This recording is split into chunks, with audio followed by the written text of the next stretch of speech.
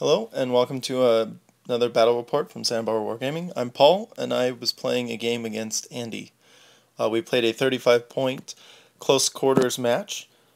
He had wanted to try out some new Cryx, and so I obliged. In his 35-point list, he was playing pDenny. He had a Reaper and 2 Arc Nodes. They look like Knight Wrenches in his list.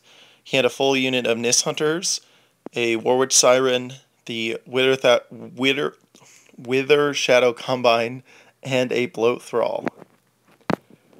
On my side, I brought some Trollbloods today. If you saw my last battle report, I am playing the same list. It's a eDoomshaper Heavy War Beast list. I have eDoomshaper, Mulg, a Bomber, a Mauler, an Axer, and a min unit of Krillstone plus the UA. Andy rolled to go first. I chose my side. I didn't want him to get the wall and some of the terrain pieces on my side of the table, and so I chose the side I'm on. So on his first turn, he ran up his Nis Hunters, his Reaper, his Bloat Thrall. As well, he advanced pDenny and surprisingly put Parasite on the Machine Wraith. Having that spell out removes, she basically has one focus for one armor, but having the Wither Shadow Combine upkeep it for free, it kind of effectively gives her one armor for free by camping one focus. So he put that out there. You can see he moved up the Arc Nodes on the right there, the Wither Shadow Combine next to pDenny and the Wither Shadow Combine.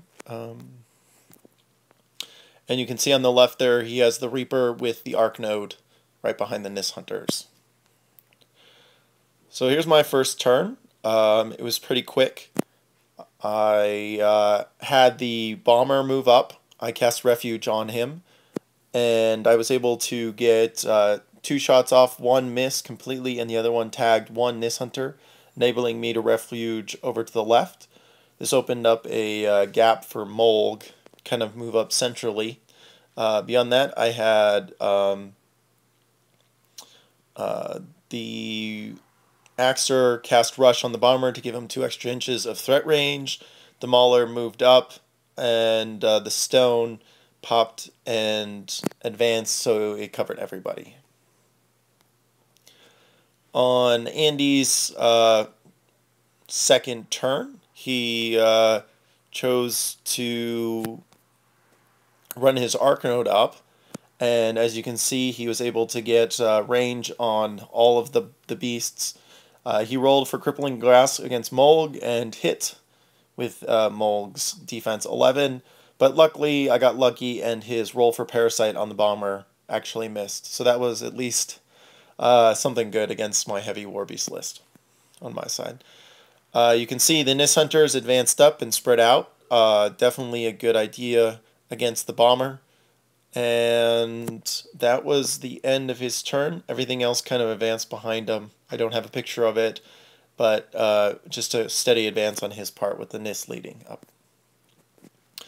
You can see on the beginning of my turn 2, I had the Bomber move up. I was able to take out 4 Nis, 2 on the left there with a boosted direct hit, and then I was able to get another one in the blast damage.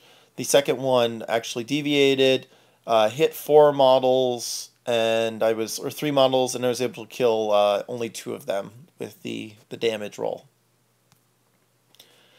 So I was able to get Mulg up with some help from Rush from the Axer. With Crippling Grasp on Mulg, it makes it very difficult to move at speed 2. So I was able to get Rush onto Mulg, and then I advanced Mulg 4 inches. He was able to get into the Arc Node. With defense 15 on the Arc Node, I needed to get Wild Aggression up, so I had eDoomshaper activate, put Wild Aggression onto Mulg before he activated and went after the Arc Node. I rolled okay, but it took 4 Fury to kill it took 3 Fury to kill the Arc Node, and then I spent 1 to goad into and boost the hit against the Nis Hunter right in front of Mulg, and I missed to hit the high defense on the models. So not doing too well even with boosted hit rolls. I was having a problem with the defense 15 models that I was running into. So here's the top of Andy's third turn, and he charged in his Nis, and I think he chose to, he was able to charge in without suffering free strikes because he got Ghost Walk from Denny, and they charged in, and they didn't do very well on damage rolls. Mulg was, I think Denny popped her feet this turn. Yes. So Denny moved up, she popped her feet, and she put 3 onto the Reaper. And so the Nis, even with dice minus, I was armor 18 with the stone, -2 +2 is base armor. And with 4 dice, he really couldn't do very well at dice -9. And so the Bomber and Mulg really didn't take too much damage from the initial Nis strike. So his next move he chose to harpoon Mulg with the Reaper, and that was a really good tactical maneuver on his part. It did 2 things. It got Mulg out of the stone, as well as getting Mulg out of the control area of eDoomshaper. The Reaper hit, obviously, under the feet and with crippling grasp, pulled Mulg in, and with the other boosted damage, and with the other 2 attacks, or 3 attacks, because it gains 1 from the harpoon, was able to actually take out Mulg. So Mulg out of the game early on from a combination of crippling grasp and pDenny's feet. I thought it was a good tactical maneuver on his part. That Reaper can be pretty devastating with the debuffs that pDenny can put out. So after that, he moved up the Bloat Thrall, and he took a shot at my stone. He deviated, but he was able to cover 2 of my the stone and 1 of the keepers, the scribes. He rolled to damage the stone, but not the other scribe. I rolled my tough roll and failed on the stone, but then self-sacked to remain knocked down but alive. So the stone down 1 scribe, and I'm down on Mulg on this turn. So not looking too good for me right now. As you can see, he moved up the rest of his support staff. He moved up the Wither Shadow Combine behind Denny. The Machine Wraith moved up quite a lot. And you can see on the right there, he hasn't really touched this Arc Node on the right. It will come into play. It's hiding behind the tower right now, just slightly over to your right. And we will see that come into play later in the game. So here's my retaliation. I had the Mauler advance over more into the forest to make a charge lane for the Axer. Abysmal rolled really poorly against the Nis Hunter. Even under the feet at -2 mat, I needed to roll 11s to hit, and I failed all until the last buy and boost was able to kill the Nis. This opened up a charge lane for the Axer. My whole plan behind this was to try to get a Bomber freed up to try to get some shots onto pDenny, as well as some possible primal shocks. The issue is that I could not get the Bomber. The Bomber could not be freed up from the Nis, as well as pDenny has stealth. And so that comes into play, and then I wasn't really able to get a ranged attack on her this turn. The Axer moved up, was able to kill 1 Nis, failing its charge attack roll, and then bought an attack and was able to hit with a non-boosted roll against the Nis. The Bomber spent 2 to boost, and finally took out only 1 of the Nis, and then goaded over to attempt to get more in range for Primal Shock. But again, pDenny has stealth, and so that did not work out for me. So you can see eDoomshaper spent some fury, failing to hit pDenny with a Primal Shock due to stealth, and so I automatically missed. So definitely, I haven't played pDenny in a while, so remembering that she has stealth is definitely a good idea. So here is turn 4, and I'm down 2 major pieces. I've just gotten off her feet, and now she's got to finish off my beasts. I've got 2 still doing well. They're doing okay with regards to health, but a few decisive rolls could definitely take out one of 2 of my major heavy beasts, as well as my Axer, removing Rush from my repertoire of spells that I could cast. So, the Wither Shadow Combine, they moved up and they made some attacks, spell attacks against my Bomber. I don't think it came into play because I was going up to armor 20 again with the feet removed and no crippling grasp on any model. So I neglected to remember that the Bomber was engaged by a Nis Hunter, but they still did negligible. I don't think they did any damage against the Bomber.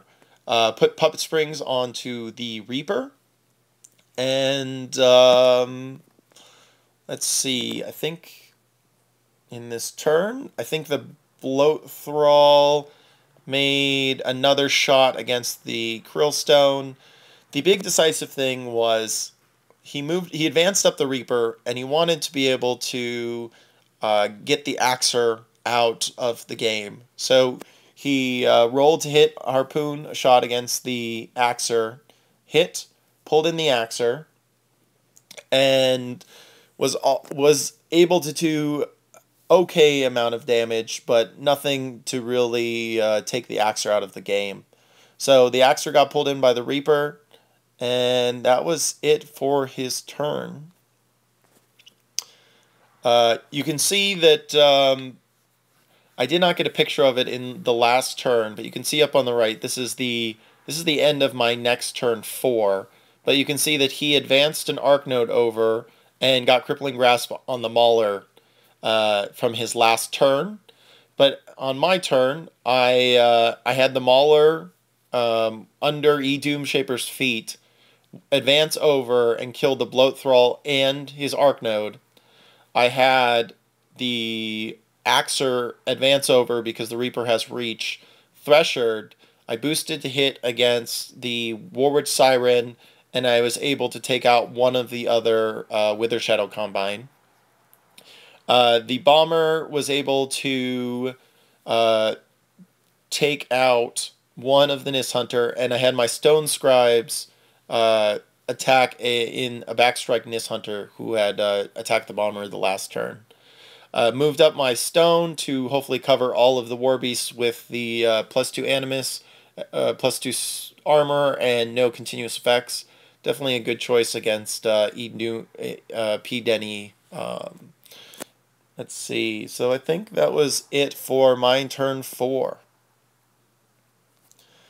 Turn 5. We're running out of models on either side. What happened is this Axer needs to get definitely taken off the board, and so he had the Wither Shadow Combine charge in, and at this point the Axer is not doing very well with regards to health. And between the Wither Shadow Combine and the Axer engaging the Reaper, he really felt like pDenny was the only option to really get in there and attack. She had 3 focus, gave 3 to the Reaper, and upkept Crippling Grasp on the Mauler for 1. She charged in, and she left the Axer with 1 health. I had, it was armor 20 against her 12. It was dice -8. She rolled a 10 on 3 dice, and that left me with 1 box of health in my Spirit.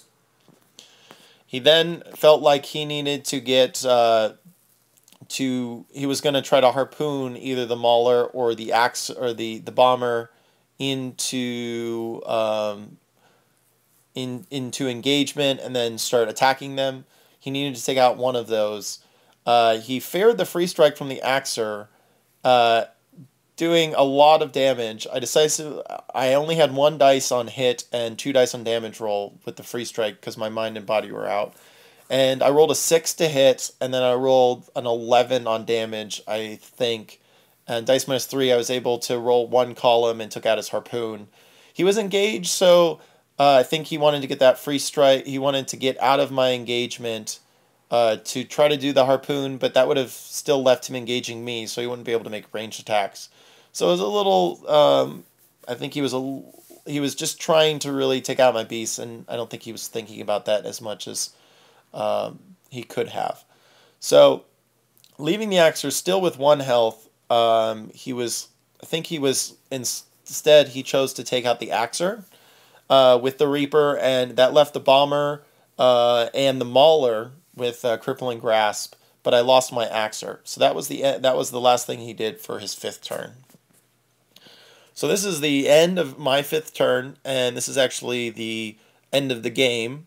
I had my 2 Stone Scribe. I had 2 Stone Scribes on the Nis Hunter that was engaging the Bomber, and throughout all the pictures, the Bomber's actually facing the wrong direction simply because he could not really fit there. So the Bomber's actually facing toward pDenny, and so I had two opportunities to free up the Bomber, and that would have given me a shot against pDenny. So I needed to roll. I was getting backstrikes because he didn't take the opportunity to turn around the Nis Hunter to really keep the Stone Scribe from attacking. I was mat 5, he was 13, I needed an 8. I missed on the first one, but I hit on the second one, and that was enough with my power of the weapon to squish the Nis Hunter in 1 shot.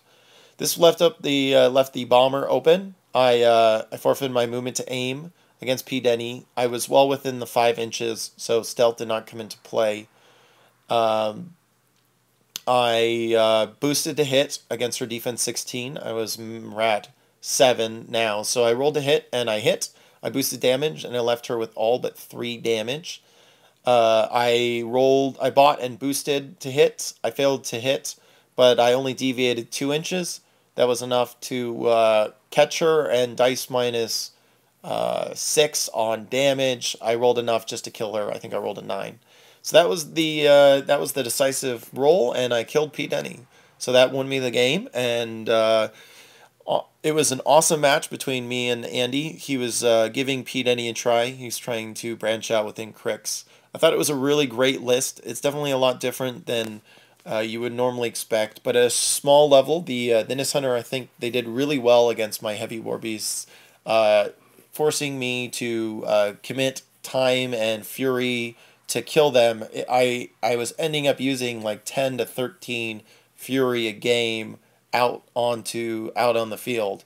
It was definitely a lot of fury overages through my war beasts, but I felt like it was necessary to combat eDenny's debuffs. I felt like I played I felt very hamstrung most of the game, especially with crippling grasp on 2 beasts most of the game. It's quite tough. So, as Andy would probably speak of, that he always commits pDenny early and then gets her killed. If he didn't really commit her, I don't know if the Axer would be able to do anything. Possibly kill the Reaper with the Mauler.